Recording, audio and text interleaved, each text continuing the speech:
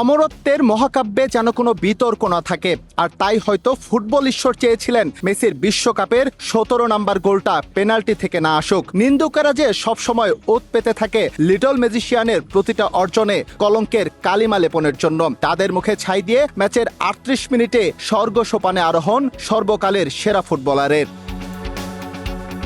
এই মুহূর্তটুকু বাদ দিলে ম্যাচের শুরু থেকে আর্জেন্টিনাকে বেশ ভালোই ভুগতে হয়েছে অস্ট্রিয়ার কৌশলের কাছে। প্রথম হাইড্রেশন ব্রেক পর্যন্ত স্ক্যালোনির শিষ্যরা ছিলেন একেবারে এলোমেলো। 8 মিনিটে মেসির পেনাল্টি মিস যেন সেই হতাশা বাড়িয়ে দিয়েছিল আরো বহুগুণ। লিও কোনো কিছু করলেই যেখানে রেকর্ডের পাতা ছাড়খার, সেখানে এই মিস তাকে বসিয়ে দেয় বিশ্বকাপে সবচেয়ে বেশি পেনাল্টি মিস করা খেলোয়াড়ের তালিকায়।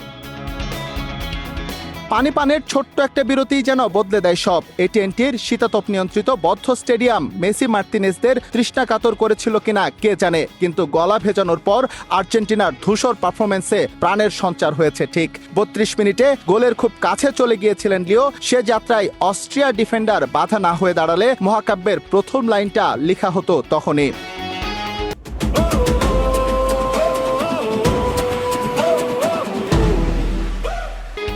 বিরতির পর খেলতে নেমেও ছন্দ ধরে রাখে আর্জেন্টিনা। মিডফিল্ডের দখল নিয়ে চাপে রাখে প্রতিপক্ষকে। যদিও 55 মিনিটে বিপজ্জনক এরিয়ায় ফ্রি কিক পায় অস্ট্রিয়া, কিন্তু এমির দক্ষতায় সমতায় ফেরা হয়নি তাদের। এর কিছুক্ষণ পর মেসির আরও একটি প্রচেষ্টা অল্পের জন্য হয় লক্ষ্যভ্রষ্ট।